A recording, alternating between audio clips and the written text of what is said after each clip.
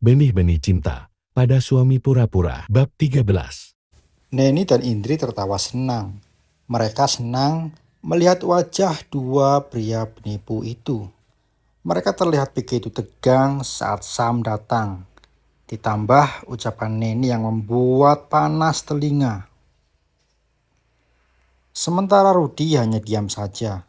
Tak bisa berbuat banyak melihat mereka memperlakukan dia seperti itu. Tapi tentu saja darah Rudi seakan mendidih. Tanpa sadar, dia membanting ponsel ke lantai hingga ponsel itu hancur. Rudi marah besar, tak terima jika Neni bahagia bersama pria lain. Di dalam mobil, Neni hanya diam dan sering tersenyum malu. Kini dia sadar bahwa tadi dia sangat bersemangat saat berciuman bibir dengan sang suami. Neni merasa sangat keterlaluan dan terlalu bernafsu. Sampai ia merasa ada debaran lain yang datang di sudut hatinya. Sebuah perasaan indah yang tak sanggup ia pungkiri. Sedangkan Sam terlihat sering mencuri pandang pada istrinya. Sam banyak tersenyum melihat sang istri yang saat ini malu-malu padanya. Untuk mencairkan suasana, Sam pun membuka obrolan. "Tadi itu mantan suami kamu?" tanya pria tampan ini, pura-pura tak tahu. "Hmm, kan hari itu udah pernah lihat," jawab Neni lembut. "Waktu itu kan gak jelas, lagi enak-enak tidur, tiba-tiba diserang." Sam tersenyum lucu. "Rudi ternyata pria licik. Dia mau menyingkirkan aku karena dia pikir aku mandul. Dia termakan bujuk rayu ibunya. Wanita itu menyetujui pernikahan kami karena aku anak orang kaya," ucap Neni tersenyum. Namun Sam tahu jika senyum itu mengandung kesedihan. "Tapi sekarang kan sudah terbukti kalau kamu bisa hamil. Kamu wanita sempurna. Jangan sedih lagi," jawab Sam lembut. "Iya, ini berkatmu. Makasih ya. Karenamu aku bahagia. Aku bisa hamil. Aku sangat bahagia dengan itu." Neni menatap sekilas sang suami, lalu tersenyum malu. "Untuk istriku, apapun akan aku lakukan. Yang penting dia bahagia," balas Sam tanpa malu-malu. Neni menatap sang suami. Kebetulan saat itu Sam pun menatapnya. Hingga pertemuan mata itu menghadirkan debaran yang membuat keduanya terpana. "Mas, jangan bicara begitu ah. Nanti Mas beneran jatuh cinta sama Neni," larang Neni malu. "Ya nggak apa-apa. Emang kenapa kalau aku jatuh cinta sama kamu? Wajar kan? Kan kamu istriku. Iya kan?" jawab Sam, kali ini jujur. Neni diam sesaat. Sebenarnya dia tidak tahu harus menjawab apa. Hanya saja ia takut jika Sam hanya menjebaknya saat ini. Lalu setelah ia terperangkap, Neni takut Sam akan menghempaskannya bak sampah seperti Rudi. Jujur, Neni sangat takut itu terjadi. "Aku tahu kamu masih menyimpan trauma di hatimu. Tapi aku harap kamu pasti bisa melihat kesungguhanku untuk mengajakmu membina rumah tangga yang sesungguhnya," ucap Sam lagi. Sekali lagi, Neni terhimpit kenyataan yang membawanya masuk ke dalam dilema. Lagi-lagi Neni tak mampu menjawab apa yang suaminya katakan. Sungguh, ini seperti mimpi baginya. Sungguh, Neni tidak menyangka Sam akan berucap demikian. Aku tidak tahu harus menjawab apa, Mas. Tapi aku menghargai ajakanmu. Aku menghargai keinginan baikmu. Tapi maukah kamu memberikan aku waktu? Jawab Neni serius. Aku gak akan memaksamu. Apalagi ini masalah hati. Aku tahu melupakan mantan memang butuh waktu, butuh proses. Tapi kalau bisa jangan lama-lama ya. Aku takut tidak mampu menahan rasa cemburuku, ucap Sam jujur. Mas, ini bukan karena pria itu. Tolong jangan berpikir aku seperti ini karena masih memikirkan dia. Demi Tuhan, sejak dia ucapkan kata talak itu, rasa cintaku padanya juga hilang, tersapu angin. Jawab Neni jujur. Sam terdiam. Kini ia mengerti bahwa yang menjadi masalah istrinya yang sebenarnya bukan masih ada cinta yang bersarang di hati, melainkan lebih pada ketakutannya. Lebih pada rasa trauma yang mengganggunya.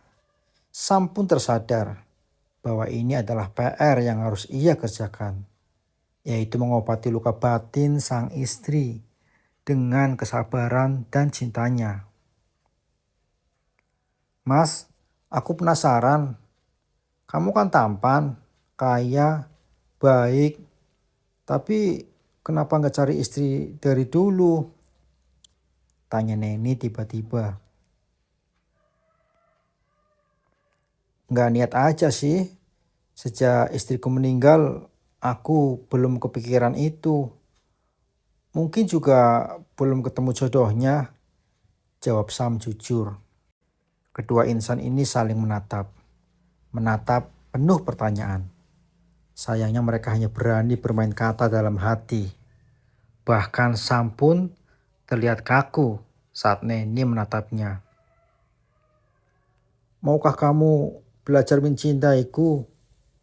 Maukah kamu menganggapku suami sungguhan? Tanya Sam tiba-tiba.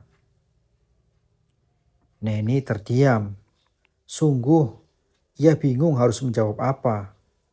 Sebab Sam yang ada di depannya ini seperti Sam yang berbeda. Berbeda dari yang selama ini ia kenal. Aku akan mencoba melakukan apa yang kamu inginkan, Mas. Tapi maukah kamu memberiku waktu agar aku bisa menerima semua ini? Tanya Neni. Terima kasih atas niat baikmu ya. Aku akan menunggumu siap. Yang penting, tolong jangan beri kesempatan pria lain untuk mengambil hakku. Aku gak akan terima jika itu sampai terjadi, ucap Sam sungguh-sungguh.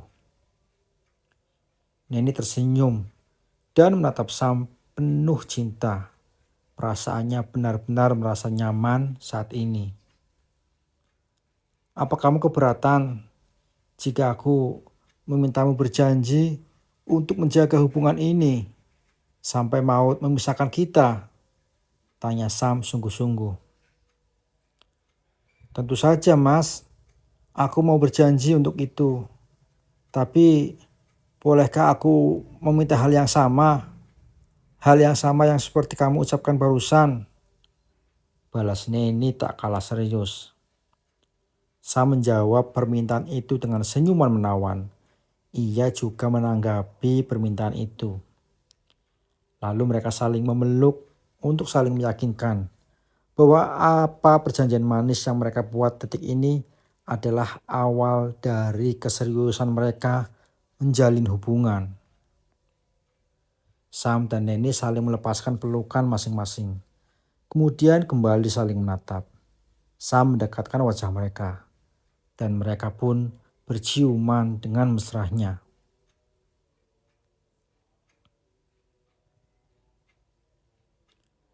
Sementara itu di tempat lain,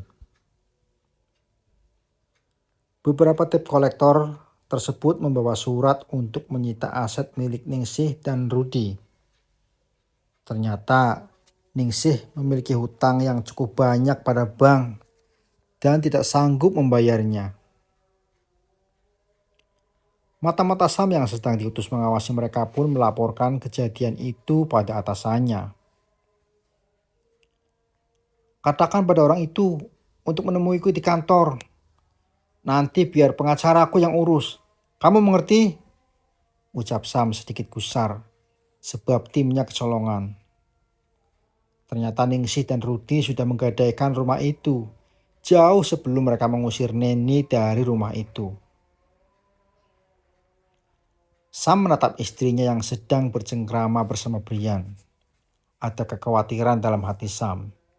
Sam takut jika rencana penyelamatan harta Neni diketahui oleh Neni.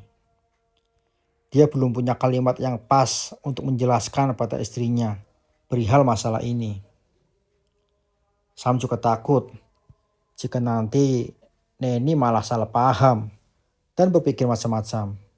Sebab ia telah berani ikut campur dengan urusan yang sebenarnya ia belum punya hak untuk ikut campur. Sam pun segera memastikan kepada orang suruhannya supaya tak setengah-setengah dalam bekerja. Cukup sudah orang-orang jahat itu memanfaatkan istrinya. Sam berjanji tidak akan mengizinkan siapapun menyakiti istrinya. Apalagi dua orang itu lagi. Di lain pihak, Rudi marah besar saat tahu uang angsuran yang ia percayakan pada ibunya ternyata tidak sampai ke pihak bank. Sekarang pihak bank menghubunginya dan siap menyita aset yang telah ia gadaikan. Tak ayal apa yang terjadi sekarang sukses membuat otak Rudi mau meledak. Semua berawal saat usaha yang ia jalani sekarang sedang berada di masa yang sangat kritis. Ia mengalami banyak kerugian sebab konsumen yang biasa mengambil produk darinya mengembalikan semua produk tersebut. Alhasil, produk buatannya pun menumpuk di bagian produksi. Tak ada pemasukan. Namun, ia harus tetap membayar tenaga karyawan, membayar biaya tagihan listrik dan internet, air dan juga segala macam administrasi yang harus ia penuhi. Rudi pun terpaksa menggadaikan rumah dan tempat usahanya kepada bank untuk menutupi semua itu. Puncak terparahnya, uang dari hasil menggadaikan aset-aset tersebut malah disalahgunakan oleh ibunya. Tak ayal, ini pun membuat Rudi marah besar. Cari wanita itu dan seret dia ke hadapanku. Suruh dia mempertanggungjawabkan apa yang telah ia lakukan padaku, ucap Rudi kepada kedua anak buahnya untuk segera mencari ibunya dan juga Sylvie. Sebab kabarnya tanpa sepengetahuannya sang ibu telah terlebih dahulu meninggalkan rumah, tentu saja untuk menghindarinya. Hari ini dunia seakan runtuh bagi Rudi. Aset disita bank. Ditambah lagi tadi pagi dia baru tahu kalau mantan istrinya ternyata sudah menikah lagi. Bahkan sekarang Neni tinggal di istana yang cukup mewah milik suami kayanya itu. Bukan hanya itu yang membuat Rudi tercengang. Dia teringat jika pria yang menikahi Neni adalah pria yang ia jebak untuk meniduri mantan istrinya. Kaki Rudi lemas seketika. Pikirannya melayang entah kemana. Ribuan pertanyaan pun membelenggu pikirannya. Ya Tuhan, apa yang aku lakukan? Kenapa aku harus berurusan dengan orang itu? Tanya Rudi pada dirinya sendiri.